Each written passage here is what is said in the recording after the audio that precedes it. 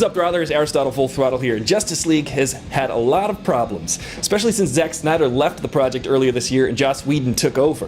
So let's get into this. Justice League is the newest movie in the DC Zack Snyderverse, and it features Wonder Woman, Cybat, Steve Fishman, The Flasher, and Fred Savage. And in this movie, the DC Super Friends team up to fight another giant CG baddie who comes out of the sky and wants to destroy everything, but also wants to conquer it. Which is it, pal? Now, this movie was riddled with a lot of production problems because Zack Snyder had to give up directing duties in the middle of filming because of a horrible family tragedy, and Joss Whedon took over, and Joss Whedon directed the Avengers movies. Now, I realize that I'm gonna get a lot of flack from DC fans who are gonna give this video a thumbs down no matter what I say about the movie because they just think I'm an MCU fanboy, but I'm really not. And then the MCU fanboys are gonna give me a thumbs down because I'm reviewing a DC film. So there's really no chance at winning at this game for me. All I do is win, win, win, no matter what. So what I'll do, I will not compare this movie to any of the Marvel movies or any of the X-Men movies. I'm just gonna compare it to the DC Warner Brothers releases since the Man of Steel Zack Snyderverse started. And guess what? I actually like this movie. It's pretty consistent. I think it's the third best DCEU movie. And ranking those in order, I would have to say that it goes Wonder Woman, Man of Steel, and this one's a close third. BVS DOJ comes after this one, and then Suicide Squad. You know, as the rumors went, Suicide Squad underwent a lot of reshoots to make it funnier. Heck, I've reshot half this video to make it funnier.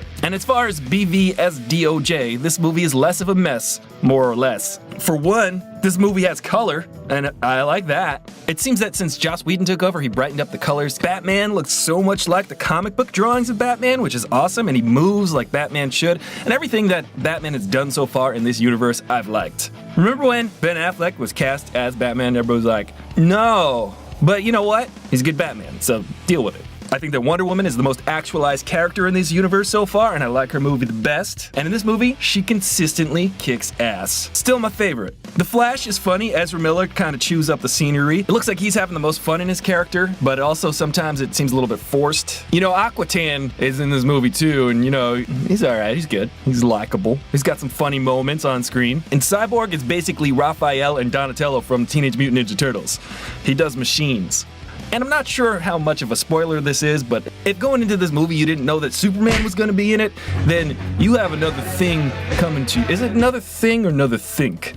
You have another think coming to you. Because it's the thought that counts. One of the biggest strengths and weaknesses for this movie is the CGI. Some of the stuff looks amazing, but because there were extensive reshoots once Joss Whedon took over the directing, there are scenes that just clearly are expositional and on a green screen, and Henry Cavill had to have his mustache CG removed because he was filming another movie at the time and he was contractually obligated to have a mustache, I guess. So they used extensive CG to remove his mustache as Superman, and it was really distracting. But this version of Superman actually felt like Superman should, to me anyway. I grew up loving the Richard Donner Superman, and this definitely felt like an ode to that, and especially since they would weave in the original John Williams Superman theme, and they also weaved in the original Danny Elfman Batman theme for when Batman was on screen.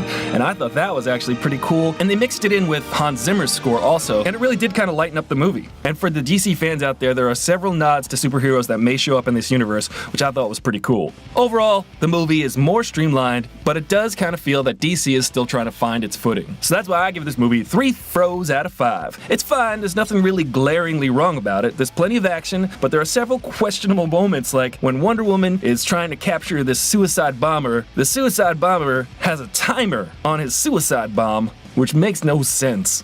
Why? Just blow yourself up. I'm gonna blow myself up in 20 seconds.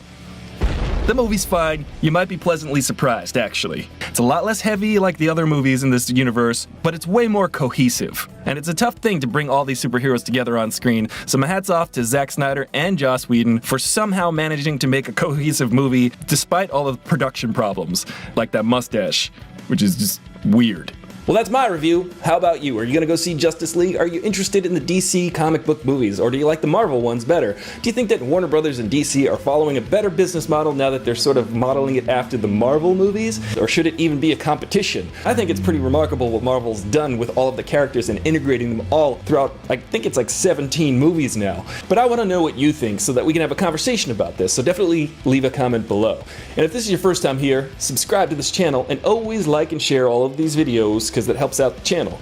And remember to turn on those notifications. I'm Aristotle Full Throttle, your bro in the know with the fro, and I'll see you later. You know what this movie needed?